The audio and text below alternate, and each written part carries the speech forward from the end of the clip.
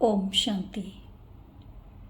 अव्यक्त मुरलियों की श्रृंखला में आज हम प्राण प्यारे बाप दादा के 17/7/69 के मधुर महावाक्य सुन रहे हैं। अव्यक्त स्थिति बनाने की युक्तियां। बाबा ने कहा, अव्यक्त स्थिति अच्छी लगती है या व्यक्त में आना अच्छा लगता है? अव्यक्त स्थिति में आवाज है, आवाज से परे रहना चाहते हो? जब आप सभी आवाज से परे रहने का प्रयत्न करते हो, अच्छा भी लगता है, तो फिर बाप दादा को व्यक्त में क्यों बुलाते हो? हर वक्त अव्यक्त स्थिति में रहें, उसके लिए क्या पुरुषार्थ करना है? सिर्फ एक अक्षर बताओ, जिस एक अक्षर से अव्यक्त स्थिति रहे। कौन सा एक अक्षर याद रखेंगे जो अव्यक्त स्थिति बन जाए?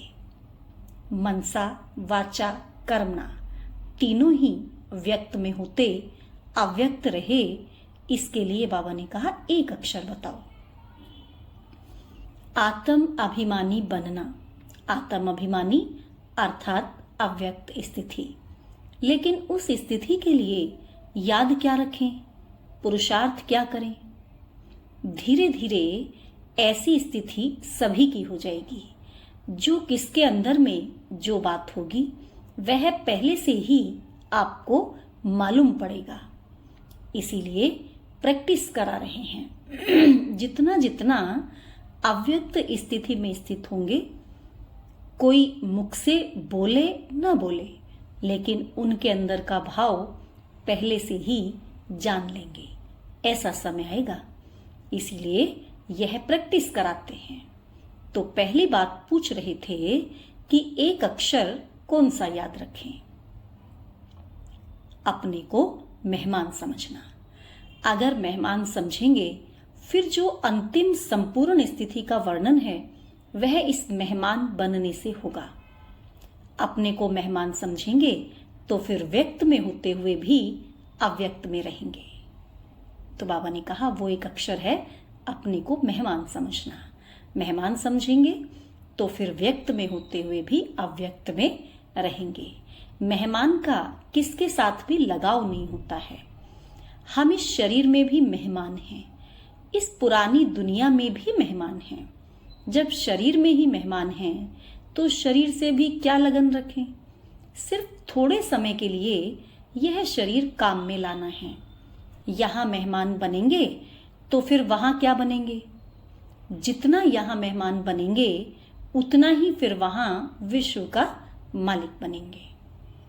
जितना यहां मेहमान उतना वहां मालिक। इस दुनिया के मालिक नहीं हैं, इस दुनिया में हम मेहमान हैं, नई दुनिया के मालिक हैं। तो यह जो व्यक्त भाव में आ जाते हैं तो उसका कारण यही है, जो अपने को मेहमान नहीं समझते हैं, वस्तुओं पर भी अधिकार समझते हैं, इसीलिए उसमें अटैचमेंट हो जाती है। अपने को अगर मेहमान समझो तो फिर यह सभी बातें खत्म हो जाएं। अपना बैंक बैलेंस भी नोट करना है। जितना कमाते हैं उतना खाते हैं या कुछ जमा भी होता है? टोटल हिसाब निकालना है, कितना जमा किया है। उस जमा के हिसाब से खुद अपने से संतुष्ट हो? तो कहा नहीं। तो जमा करने का और कोई समय रहा हुआ है? कितना समय है? समय भी नहीं है, संतुष्ट भी नहीं हो, तो फिर क्या होगा? अभी सभी को यह खास ध्यान रखना चाहिए, अपना बैलेंस बढ़ाना चाहिए। कम से कम इतना तो होना चाहिए जो खुद संतुष्ट रहे। अपनी कमाई से खुद भी संतुष्ट नहीं रहेंगे तो औरों को क्या कहेंगे? एक एक को इतना जमा करना है। क्या सिर्फ अपने लिए जमा करना है या औरों के लिए भी करना है? औरों को दान करने के लिए जमा नहीं करना है। ऐसा समय अभी आएगा जो सभी भिखारी के रूप में आप लोगों से यह भीख मांगेंगे, तो उन्हों को नहीं देंगे? इतना जमा करना पड़ेगा ना, अपने लिए तो करना ही है। तो बाबा ने कहा अपने लिए तो जमा करना ही है, साथ साथ इतना भी करना है कि औरों को दे भी सके। तो अपने लिए तो जमा करना ही है, लेकिन साथ साथ ऐसा दृश्य सभी के आप सामने होगा। अपने लिए तो करना ही है, लेकिन साथ साथ ऐसा दृश्य अभी सभी के सामने होगा जो आपके सामने भीख मांगेंगे तो आप क्या देंगे? तो जो आज अपने को भरपूर समझते हैं वह भी भिखारी के रूप में आप सभी से भीख मांगेंगे। तो भीख कैसे दे सकेंगे? तो अगर हमारे पास नहीं होगा तो दे कैसे सकेंगे? इसीलिए उतना जमा करना है कि अपना भी हो और दूसरों को भी दे सके। जब जमा होगा ना, दाता के बच्चे तो सभी देने वाले ठहरे।